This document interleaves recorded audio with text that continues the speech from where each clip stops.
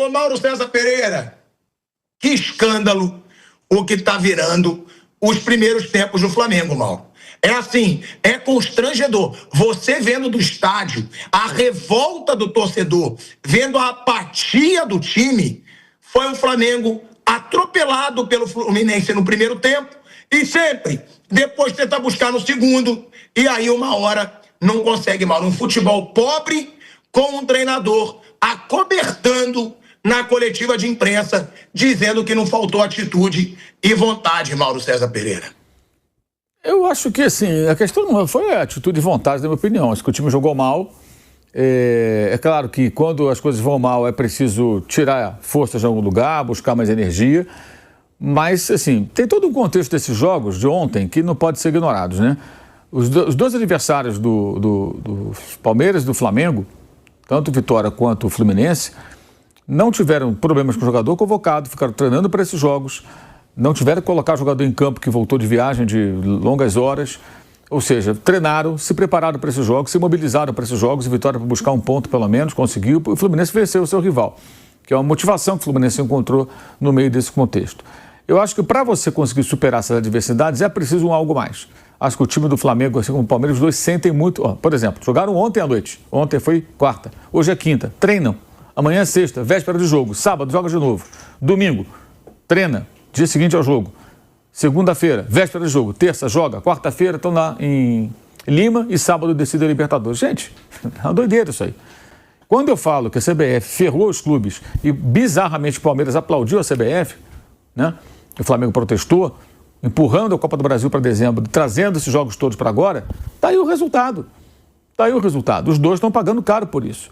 A vitória do Fluminense foi justíssima, o Fluminense jogou muito melhor, o Flamengo fez um jogo ruim, eu acho que tem aí, acho que é preciso entregar um pouco mais, entendo que o Flamengo não conseguiria jogar da maneira que o Felipe Luiz gosta, então ele deveria ter partido para um jogo um pouco mais simples, abrir mão de ter a bola, de estar pressionando, talvez jogar em transição, tentar trazer o adversário, ter jogadas de velocidade, buscar uma estratégia adequada para as circunstâncias. Mas ele faz questão de jogar sempre da mesma forma. Eu acho que isso nem sempre é possível, especialmente com os desfalques e na situação que ele se encontrava. Já falamos aqui da questão do João Vitor. O João Vitor é um jogador que tem só 18 anos, então assim, ele claramente está muito nervoso, ele errou no sábado contra o Sport. Ontem ele já errou antes do lance do segundo gol. Ele deu um passe por dentro da defesa do Flamengo, que foi no pé do Martinelli, assim, um passe absurdo. O Martinelli entrou livre e chutou para fora. Foi um erro dele também. E depois ele dá a bola, uma melancia, né, pro Rossi, e o Rossi fez aquilo que já vinha anunciando há muito tempo. Né? O Rossi já vinha há muito tempo mostrando uma certa soberba nesse tipo de jogada. É ótimo que ele saiba jogar com os pés, mas é o que eu falo sempre. Nesse tipo de situação, assim como na saída de bola, tem que ter um botão de emergência. Percebeu, a bola veio viva, não conseguiu dominar, chuta para a lateral, deixa sair para escanteio, organiza a defesa e vai se defender. Mas ele tentou o quê? Ele dominou a primeira, a segunda, não conseguiu, absurdo. Para mim, o Rossi é o grande vilão. O que ele fez foi irresponsável, uma atitude irresponsável. Porque o Flamengo perder por 2-0 no primeiro tempo, eu acho até que traduziria bem o que foi a superioridade do Fluminense. Mas o Fluminense não tinha feito o segundo gol. Então, do ponto de vista rubro-negro, sustentar um 0-1 ali era um bom negócio, para tentar se organizar e voltar na segunda etapa em busca pelo menos do empate, que seria interessante para o Flamengo no contexto, porque manteria uma diferença de 3 pontos, já que o Palmeiras empatou com a vitória, que foi um resultado bem mais improvável do que a derrota do Flamengo no Fla-Flu, obviamente, com clássico e tudo mais. Então, acho que falta o Felipe Luiz adaptar a maneira do seu time jogar às circunstâncias, porque nem sempre vai ser do jeito que ele quer, que ele gosta. Essa coisa das convicções não pode virar uma camisa de força. Acho que os jogadores precisam buscar algo mais e até conversar com o técnico. Olha, como é que a gente fica mais confortável? O time está esgotado, o time está desfalcado. Como é que a gente pode jogar da melhor forma? Como ser competitivo contra um adversário X, seja do Fluminense, seja do Bragantino no sábado, o que for. Diante das dificuldades que estão sendo impostas pelo calendário, tanto para o Flamengo como para o Palmeiras. E o Flamengo tenta jogar sempre da mesma forma. Eu acho que isso aí é um problema. E o Fluminense se preparou muito para o jogo, não teve jogador convocado, jogador viajando de madrugada, teve jogadores inteiros, mais saudáveis, se mobilizou para o jogo, jogou melhor e venceu. O Flamengo poderia até ter empatado no segundo tempo, porque o Fluminense recuou demais, não tinha transição, não tinha jogada de contra-golpe para ameaçar o Flamengo. E aí o Flamengo poderia até ter empatado. A marcação do pênalti foi absurda, né? Ontem até, o que restou da central do apito, lá no Sport TV, eu vi depois lá vi depois na rede social, o corte, dizendo que o Bruno Henrique não quis jogar, que ele entrou na frente do Thiago Silva. E aí o Mansur, nosso companheiro Carlos Eduardo Mansur, argumentou, peraí, mas ele protegeu a bola para ganhar o escanteio, que todo mundo faz, né? Você entra na frente do cara, entra o adversário e a bola e põe o corpo para ganhar, para deixar a bola sair. O zagueiro faz isso, para ganhar um tiro de meta, né? Foi o que ele fez, ele tomou um chute. Ah, mas o Thiago já tinha preparado, sim, o Léo Pereira fez pênalti assim contra o Cruzeiro. O jogador entrou na frente dele, acho que foi o Carlos Jorge até, e ele já tinha preparado o chute, pimba, foi 2-1 Cruzeiro. Foi o lance do pênalti. Pode procurar aí, dentro da área. O Léo Pereira prepara o chute, quanto o Central Córdoba, a mesma coisa. O jogador entrou na frente dele, o Léo Pereira preparou o chute, chutou pênalti. Para citar do Flamengo mesmo. A não marcação foi bizarra. E a defesa da decisão por parte do que restou da central do apito, na minha opinião, mostra como os árbitros, há várias gerações, porque então estamos falando de um ex-árbitro, como eles não entendem a dinâmica do jogo. Ele não entender que aquilo ali é o quê? É o jogador que entra na frente do adversário e protege a bola para ganhar um escanteio. Não pode tomar um chute. Não pode tomar um chute. É um chute dentro da área, gente. Um chute dentro da área com o VAR para ver e rever o lance. Ô, Mauro, mas é ainda mais grave, Mauro, porque o áudio do VAR... Ó, tira a tarde, por favor, gente. Aqui. Vamos ver de novo. Olha lá. Ó, olha o chute do Léo Pereira. Pênalti. Chutou dentro da área. Olha lá. Chutou dentro da área, é pênalti. O outro Central Córdoba também. Não foi o Carlos Jorge, não, mas foi outro jogador. Talvez o Christian. No áudio do VAR que a gente vai mostrar aqui, o trapalhão do Wagner Riway, ele diz que o Thiago Silva tira a perna. Ele fala, ele não dá o chute, é pior. Não, ele dá o chute, é pior ainda, claro. É pior, é tudo um horror. Mas assim, o Flamengo mereceu perder, tá? Eu quero deixar isso bem claro. O Flamengo mereceu perder. E a arbitragem merece, sei lá o quê, não sei o que ela merece. Porque um erro crasso, assim, um erro crasso. E o que eu quero dizer com isso? Se não tem a falha do Rossi, é outro cenário, gente. Está por um gol para buscar um empate, que seria um resultado bem aceitável na circunstância para o Flamengo. Agora 2-0 contra, num clássico, o Fluminense se fechando bem, né? E aí ainda teria essa chance se porventura o penal fosse marcado, que seria a decisão correta da arbitragem, como o outro pênalti foi muito claro. Outro ponto também que eu acho que o Felipe tem que rever. Ele ontem colocou o Juninho no segundo tempo.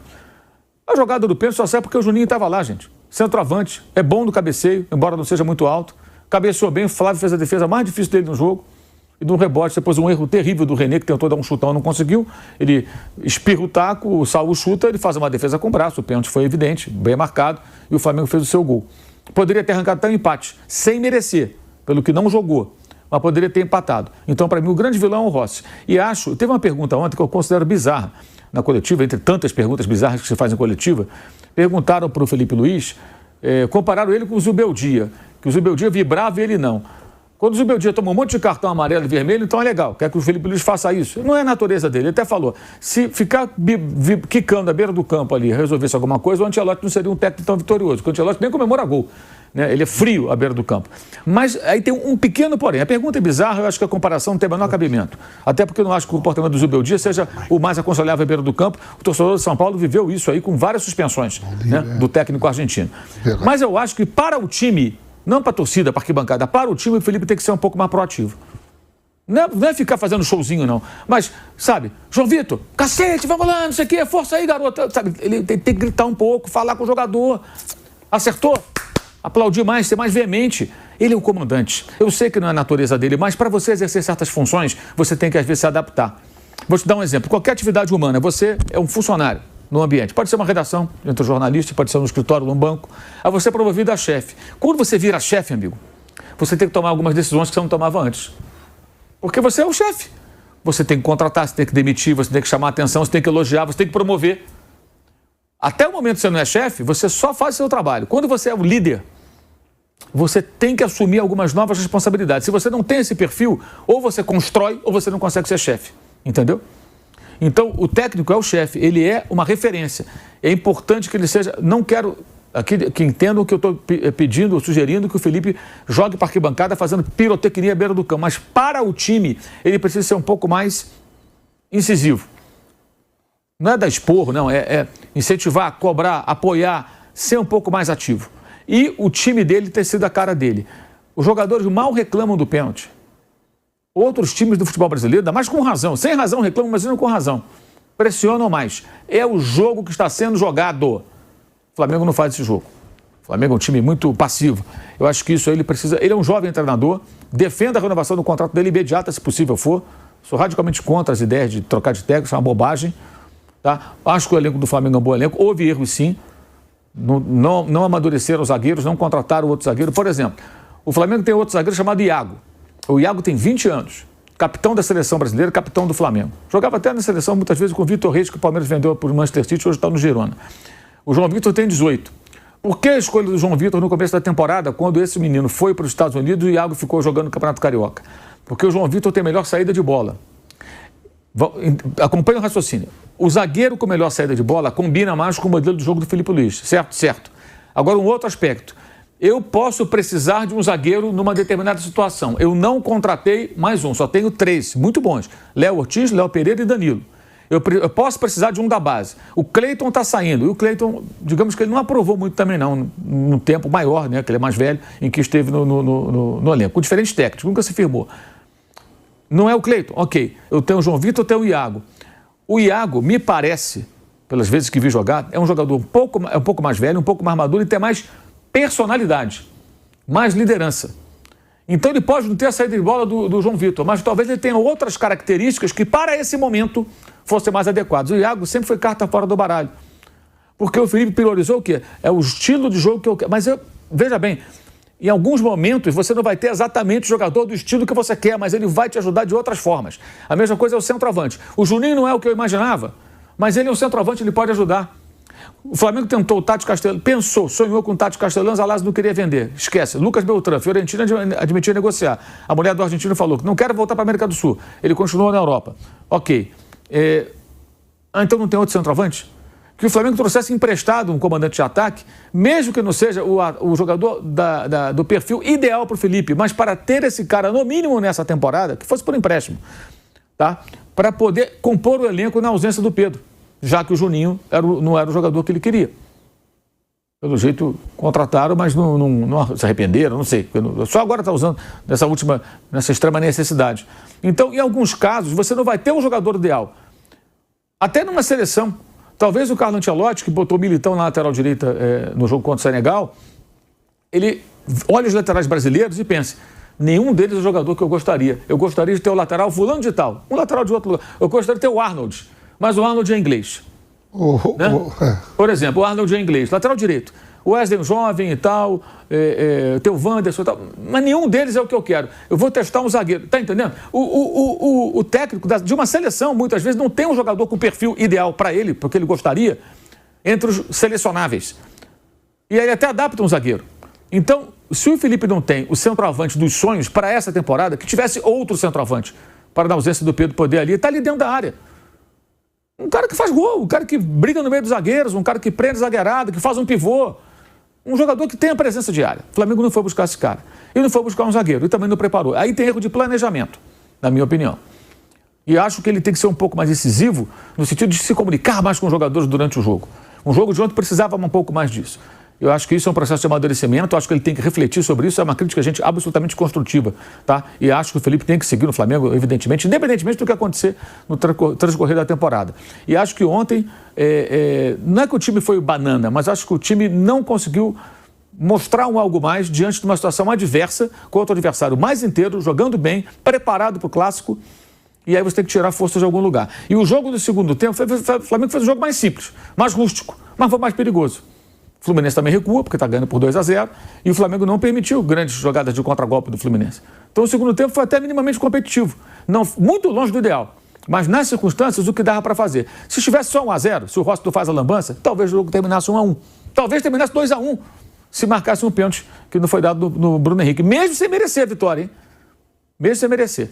Onde eu quero chegar? Se organiza um pouco mais simples, se tentam algo mais, se tira um pouquinho mais de força, de repente consegue até um resultado que não mereceria, que seria até ganhar o jogo. Agora, com o Rossi fazendo o que ele fez, de forma irresponsável, né? E o time não conseguindo tirar algo mais, outro ponto, um jogo desse não dá para jogar no 4-2-4, contando que os homens de frente vão voltar para recompor o meio-campo. Ele poderia ter enchido mais o meio-campo. E ele não fez isso de novo. Eu acho que é uma outra insistência do Felipe que isso não está funcionando. Às vezes funciona, mas nem sempre funciona. Então, acho que tem vários aspectos aí. Não acho que seja uma questão de falta de vontade ontem. Acho que faltou força mesmo. E aí, quando falta força, você tem que ter capacidade de tirar algo mais. Seja na energia, seja na inteligência, seja na estratégia, seja na simplicidade do jogo, para você tentar, de alguma forma, render um pouco mais. Enfim, aí tem várias situações que acho que aí houve erros em muitos setores, digamos, do técnico, dos jogadores e até do planejamento. Enquanto o Flamengo perdia por 2-1 para o Fluminense no Maracanã, o técnico Felipe Luiz se manteve tranquilo à beira do campo. Assim, a cena se repete mesmo quando o rubro-negro vence, o que incomoda alguns torcedores. No entanto, o treinador rebateu as críticas. Se gritar fora do campo fosse o suficiente para vencer um jogo, o Ancelotti não seria o técnico mais vitorioso da história. Cada um tem o seu modo de ser, eu tenho o meu. O dia que acharem que eu tenho que dar show para a torcida, não serei a pessoa adequada, disse Felipe Luiz, acrescentando que procuro ser sempre sereno e tentar intervir e organizar a minha equipe do modo que sei fazer. Se isso incomoda a torcida, terão que buscar outro profissional. Destacou em coletiva de imprensa na 34ª rodada do Brasileirão, no Maracanã. Se por um lado Felipe Luiz estava calmo, o técnico do Fluminense estava enérgico mesmo com a vitória. Assim, questionaram o treinador rubro-negro sobre por que ele não tinha o mesmo comportamento de Luiz Zubeldia. O técnico do mais querido está há pouco mais de um ano à frente do Flamengo e recebeu apenas um cartão amarelo por reclamação. Na ocasião, o Flamengo disputava a fase de grupos da Libertadores contra o Central Córdoba.